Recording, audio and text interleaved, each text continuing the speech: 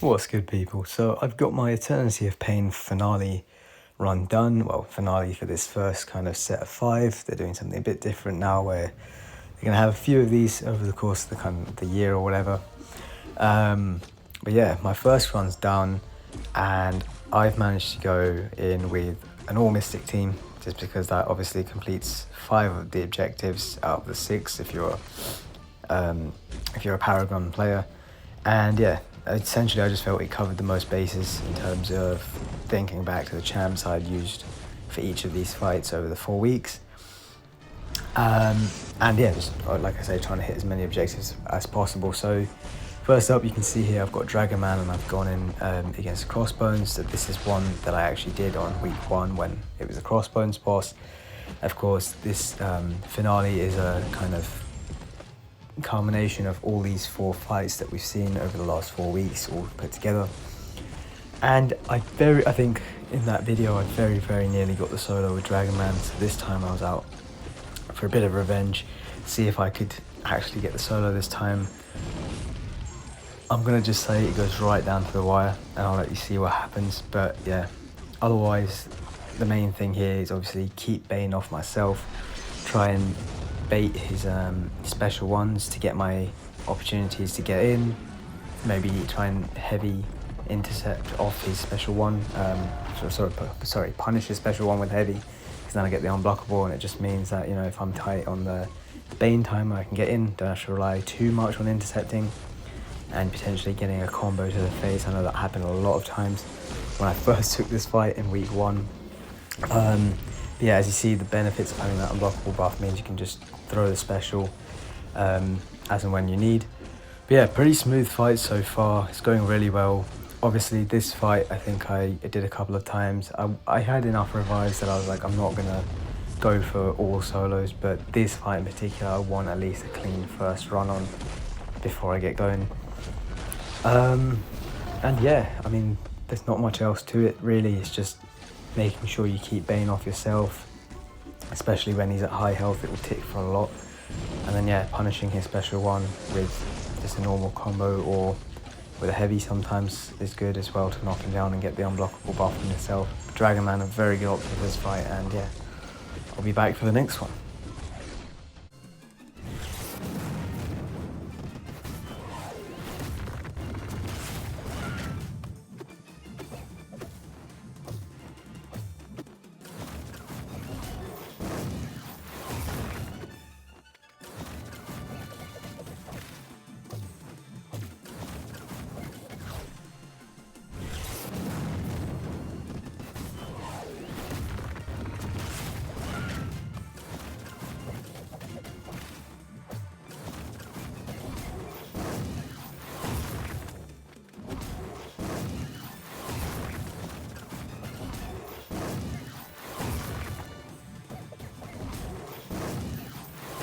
And the solo is in.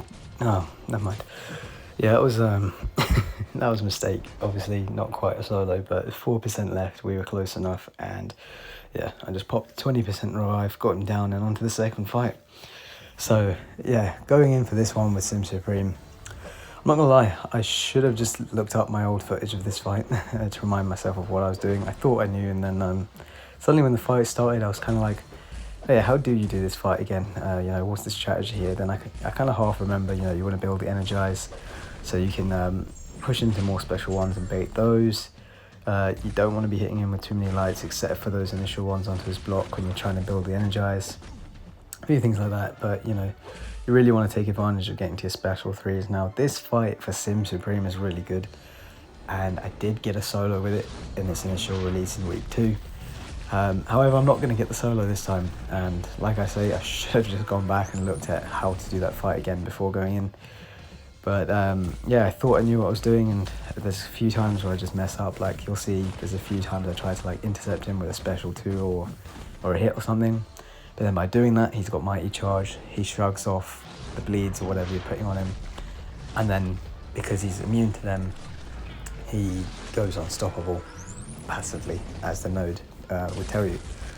There's also a couple of times I pushed him to a special 2 and have to eat that on the block. That time it did like no damage, but it's going to be another point later in the fight where I eat a huge ton of damage.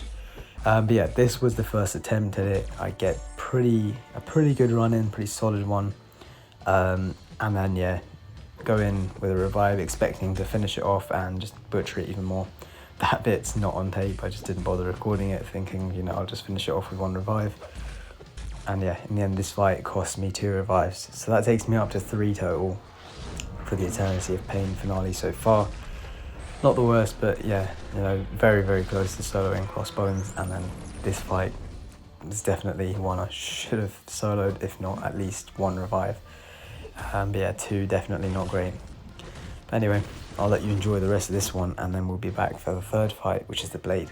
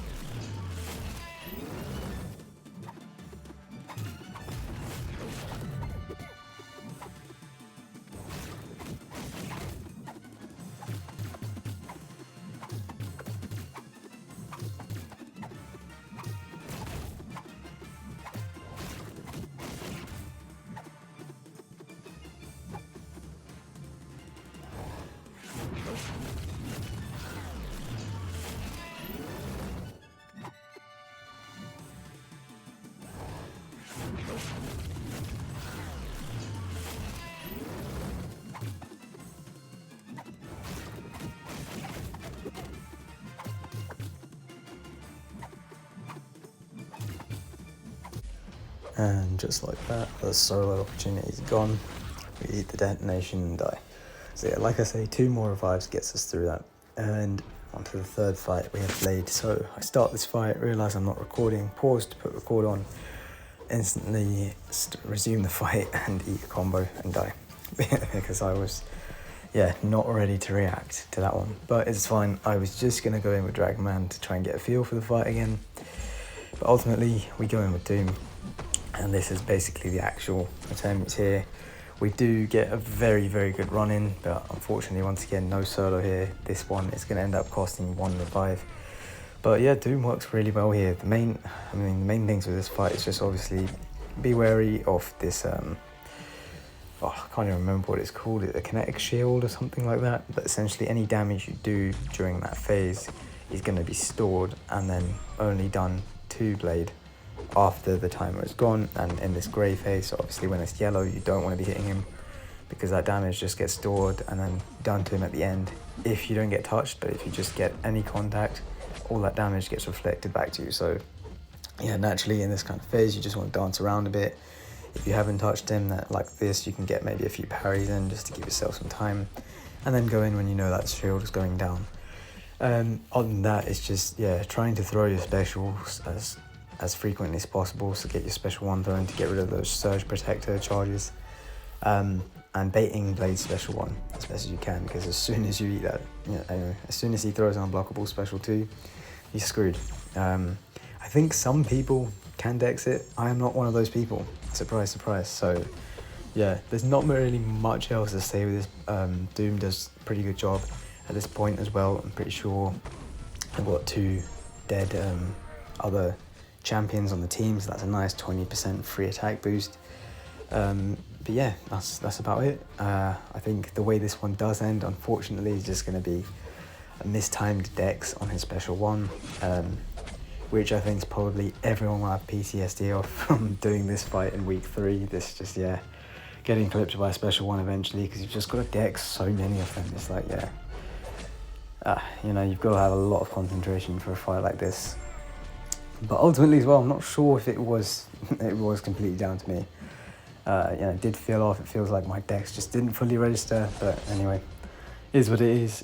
took only one revive, and then yeah, I had Doom ready to go again for the final fight of the path, which was the Dormammu.